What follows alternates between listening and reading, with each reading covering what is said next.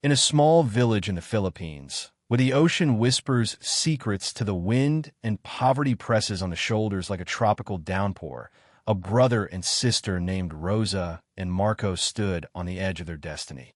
Their voices, woven into perfect harmony, could tear through the silence of the night. Yet the world still knew nothing about them. Now imagine a huge stage in London, dazzling lights, and Simon Cowell, the strict judge whose face rarely knows a smile, suddenly freezing in astonishment. If you're not subscribed to the channel yet, do it right now, so you don't miss how this story will change your heart forever. Rosa was the eldest, just 22, and Marco was only 19. They grew up in a family where every day was a struggle for survival. Their father, a fisherman, left for the sea at dawn, returning with empty nets and weary eyes. Their mother sewed clothes for neighbors to make ends meet. Their home, a fragile hut made of bamboo and palm leaves, stood on the shore, where the waves often took away anything not nailed down. But in this chaos of poverty, music blossomed. Since childhood, Rosa and Marco sang together. First lullabies to fall asleep, then folk songs by the fire, and later, dreams of something bigger.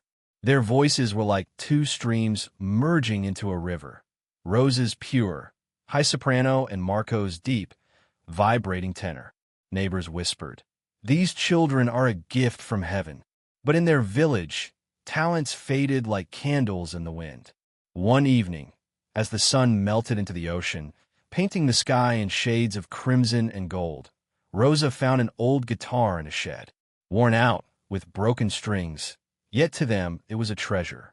Marco repaired it with what he could find, wire from an old fishing net and a scrap of wood. They began practicing secretly at night when their parents slept.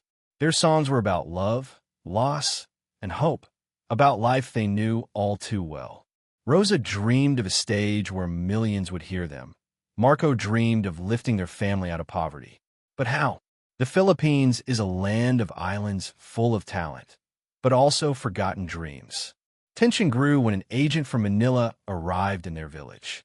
He was searching for participants for a local talent show, promising fame and money. Rosa and Marco took the chance. They performed in a small town hall, singing The Prayer, a song that brought tears to the audience. The hall exploded in applause, and the agent approached them with shining eyes. "You are stars, but to conquer the world, you must go to Britain. Britain's Got Talent." Britain? It felt like a dream, distant and unreachable. But the agent helped with visas, raised money from sponsors, and soon they were on a plane crossing oceans. Arriving in London was a shock. Towering buildings, noisy streets, a cold wind so unlike the tropical heat of home. They rented a tiny apartment with their last savings. Rehearsed day after day. Chose Shallow from A Star Is Born, a perfect blend of their voices. Yet doubts gnawed at them. What if we fail? Rosa whispered at night. Marco held her. We won't. Our voices are our weapon. The audition day arrived. A massive hall filled with thousands of people. Cameras, lights, judges Simon Cowell, Amanda Holden, Alicia Dixon, David Walliams, sitting with unreadable faces. Rosa and Marco walked on stage holding hands. Their clothes were simple, but their eyes burned with fire. "Where are you from?" Simon asked. "From the Philippines." Rosa answered with a trembling voice. "We are brother and sister, and we sing from the heart." Simon nodded skeptically. "Let's see what you've got." Music began. Rosa started softly, her voice trembling like a leaf in the wind. The audience fell silent. Marco joined, and their harmony soared, filling the hall. Their voices intertwined, gentle, powerful, telling a story of love and struggle. Simon, who often stopped weak acts, sat motionless. His eyes widened. Amanda wiped away tears. The audience applauded before the song even ended. Silence. Then a roar of applause. And then Simon stood up and pressed the golden buzzer.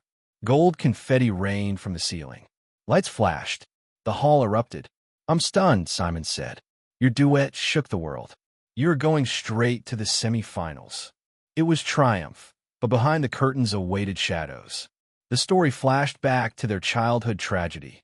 Their younger brother drowned in a storm. The family broke. Their father turned to drinking. Rosa became a mother figure to Marco. Music became their healing. But in the Philippines, few noticed their talent. On one festival, they won a small prize, just $100, but it sparked jealousy. A wealthy landlord spread rumors. They steal songs. Their first taste of betrayal. In London, after the Golden Buzzer, fame hit hard. Interviews, photos, fans, and rivals. An American sibling duo whispered, "Filipinos? They can't handle the pressure." Rosa heard. She clenched her fists. "We'll show them." Rehearsals intensified. They added Filipino folk elements into their arrangement. Semifinals came. They performed Hallelujah with Filipino folk influences. In the middle of the performance, disaster. Marco's microphone malfunctioned, but he didn't stop. He continued a cappella. Rosa followed. Their raw harmony filled the hall even more powerfully than with instruments. Standing ovation. "Simon, you turned a failure into brilliance." They reached the final. But then, Rosa fell ill. London's cold caught her. She feared she would fail. "We are strong together," Marco said. They wrote an original song, Waves of Hope, about life, the Philippines, dreams. Final night arrived. Millions watched. Their parents secretly flew in, organized as a surprise. They sang, their voices like the ocean, calm at first, then mighty. Tears in the hall. Simon stood first, applauding. Voting was tense. The winners, Rosa and Marco. Confetti. Tears. Family reunion.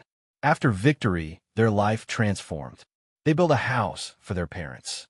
Opened a music school for poor children. But drama followed. Lawsuits from the jealous landlord.